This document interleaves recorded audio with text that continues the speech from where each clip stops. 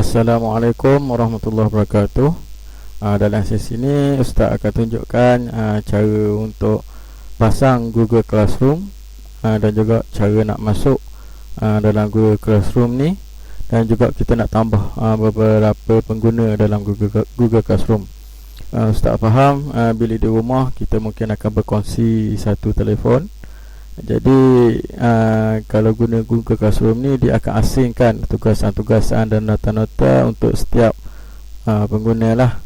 Kalau nak dibandingkan dengan Telegram atau WhatsApp, salah satu kelemahan dia apabila cikgu bagi tugasan, mungkin dia dah berada di atas. Apabila selepas tugasan cikgu beri, biasanya ada mesej-mesej yang masuk. Jadi mungkin kita terpaksa scroll ataupun tarik mesej tu, tengok ke atas. Kadang-kadang mungkin kita boleh terlepas untuk sebarang tugasan ataupun nota-nota daripada cikgu kita. Jadi untuk menggunakan Google Classroom ni lebih teratur dan lebih tersusun lah untuk kita, terutamanya bagi kita yang berkongsi telefon ataupun alatan di rumah. Okay, sekarang Ustaz akan tunjukkan cara macam mana nak pasang dulu aplikasi Google Classroom ni. Yang pertama sekali, sebelum kita mulakan semua sesi ni, pastikan pelajar-pelajar dah ingat ID D5 dan ingat password dia. Okay, cara nak dapat, pelajar boleh tengoklah ada video yang diberikan daripada cikgu pada pelajar-pelajar, kepada murid mengenai penggunaan aplikasi SKMT Murid. Okay, dan pastikan dalam telefon pelajar murid-murid ada turut dipasang dengan aplikasi SKMT Murid ni. Okey, kita akan teruskan dengan Google Classroom. Jadi untuk masang ni, kita perlu pergi ke Play Store dan buat carian Google Classroom. Okey, kena type lah Google Classroom. Okay, dia akan keluar dan pastikan gunakan apps yang betul lah, itu apps Google Classroom ni. Okay, klik tekan pada apps tu dan tekan pada butang install. Okay, dia akan memasang pada telefon kita. Dan sekarang kita undur dan kita boleh lihat pada ruangan kita ni ada aplikasi Google Classroom. Okey. Sebelum kita mulakan masuk Google Classroom, pastikan telefon yang kita guna tu ada ditetapkan ada security pin. Maknanya bila kita padam skrin tu, dia ada minta pin ataupun corak yang macam biasalah yang kunci telefon tu. Kalau tak, kita tak boleh nak masuk dalam Google Classroom. Okey, untuk masuk Google Classroom, tekan pada apps ni. Okey, dia akan bagi mesej untuk mula. Okey, di sini disenaraikan akaun-akaun yang ada dalam telefon. Jadi untuk murid-murid mungkin tak ada lagi akaun tu dalam telefon tu. Jadi dapatkan ID 5 tu, dah tekan pada add account. Ingat ID masing-masing ya. Okey, tekan OK. Okey, seterusnya masukkan ID ataupun alamat email D5 untuk setiap pelajar.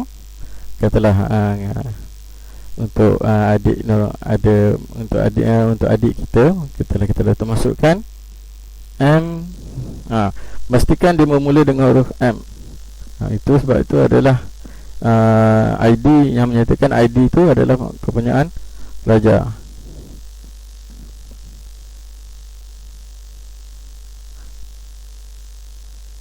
Dan masukkan dengan penuh EDL EDU. Pastikan ingat pastikan sentiasa ingat ID dan juga password dia.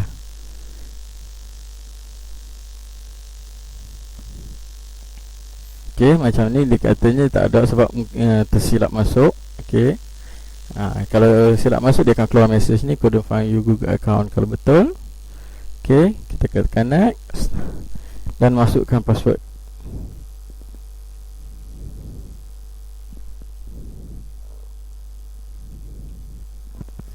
Bila selesai masuk password, tekan next. Okey, dia akan menyatakan sama ada kita setuju atau tidak. Okay, kita setuju.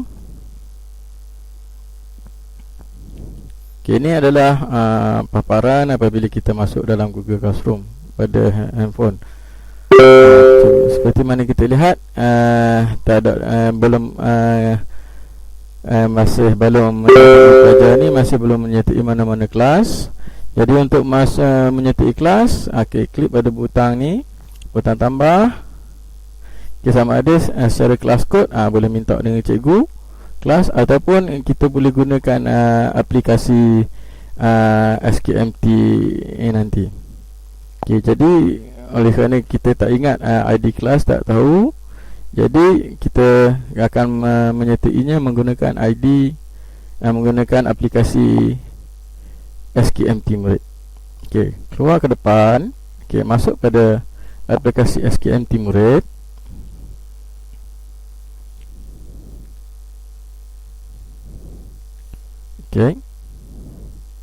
Dan pilih kelas online. Kita akan sertai secara automatik. Pelajar ni adalah tahun 1 Ibnu Taimiyah.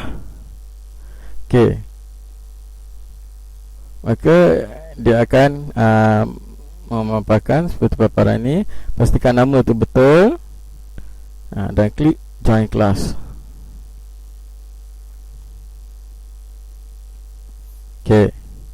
Maka automatik dia akan masuk dalam kelas 1 Ibnu Taimiyah. Mungkin bagi yang pengguna-pengguna lain, mungkin dia akan minta untuk masukkan semula password dan juga ID dan juga password. Masukkan password, dan kita masuk ke kelas yang seperti yang kita minta untuk sertai tadi.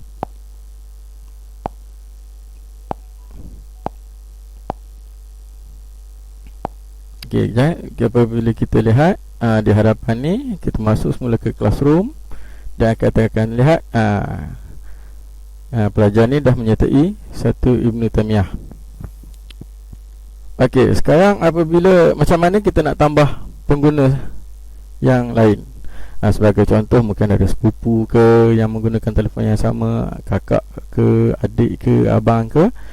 Cara dia, lihat pada bahagian ruangan atas ni. Ini adalah ruangan profil pengguna. Klik pada huruf ni, huruf N, dan pilih add another account. Proses yang sama, kita tambahkan account. Kita masukkan account pelajar yang lagi satu, ataupun kakak, ataupun adik, ataupun abang.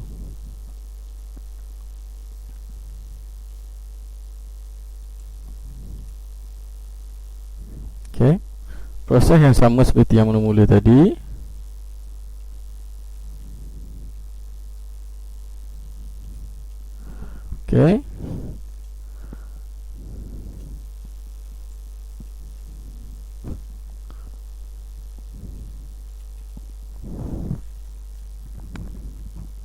Sekarang ni pengguna ni Wan Adam Akif. Jadi kita nak pastikan pengguna dia adalah Wan Adam Akif. Pastikan Wan Adam Akif di atas ni. Maka sekarang penggunanya adalah Wan Adam Akif. Jikalau nak tukar pengguna, balik pada adiknya semula, klik pada nama pengguna, maka dia akan keluarlah senarai kelas yang disertai. Sebagai contoh, Wan Adam Akif nak pakai selepas Nur Kasih. Jadi Wan Adam Akif belum menyertai mana-mana kelas. Jadi dia pun pergilah ke SKMT app semula.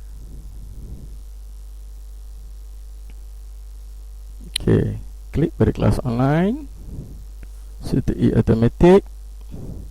Dia juga tahun 1, tapi dia 1 Ibnu Sina. Apabila anda menyertai, pastikan pelajar yang dipilih tu pelajar yang betul. Kalau sekarang ni diletakkan muadah akif, kita tukar kepada akaun macam tadi dia berbagi ke akaun Nur Kasih Kristina. Kalau kita klik join kelas, maka Nur Kasih akan menyertai, tapi yang akan menyertai adalah muadah akif. Jadi kita pilih untuk tukar pengguna. Okay, kita pilih senarai pengguna yang dah ada.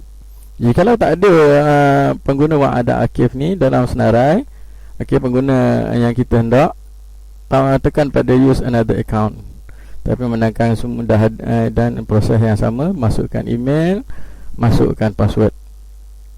Kalau dah ada, klik pada pengguna. Kita lihat sekarang pengguna yang akan menyertai ini adalah muadah akif. Dan klik pada join class.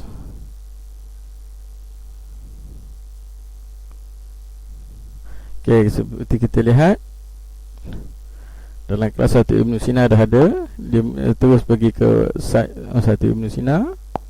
Kita keluar dahulu daripada apps ni, dan kita tengok dalam apps Classroom. Dan pengguna ni adalah muadah akif, dah menyertai 1 Ibn Sina. Dalam apps Google Classroom, dia ada 3 ruangan lah yang biasa yang digunakan. Yang pertama, ruangan stream. Ruangan stream ni akan dipaparkan semua komen-komen ataupun pesanan-pesanan ataupun perbualan di kalangan pelajar-pelajar dan juga guru. Pada ruangan classwork, pada sini dia akan disenaraikan tugasan-tugasan ataupun pengajaran-pengajaran yang diletakkan oleh guru. Jadi dia tak akan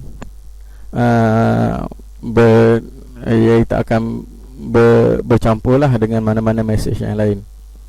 Dan pelajar pun selesaikanlah tugasan-tugasan yang diberikan oleh guru tu. Jadi Ustaz rasa setakat tu sajalah yang Ustaz boleh tunjuk.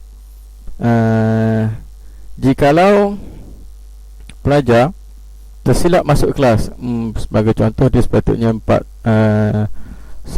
IK tapi dia termasuk pada 4 IS, cara dia boleh keluar daripada kelas tersebut.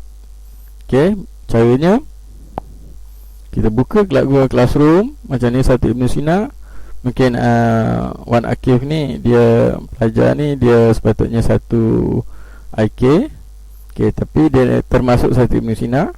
Dia caranya tekan pada butang 3 pada kelas, pada tab kelas, klik dan tekan unenroll. Klik unenroll. Jadi kelas yang disertai tadi dah tiada. Jadi tu je. Semoga dapat digunakanlah oleh para pelajar untuk memudahkan sesi pembelajaran kita seharian sepanjang kita duduk bercuti, berada di rumah sepanjang musim kawalan pergerakan ni. Sekian sahaja daripada Ustaz. Sekian, Assalamualaikum warahmatullahi wabarakatuh.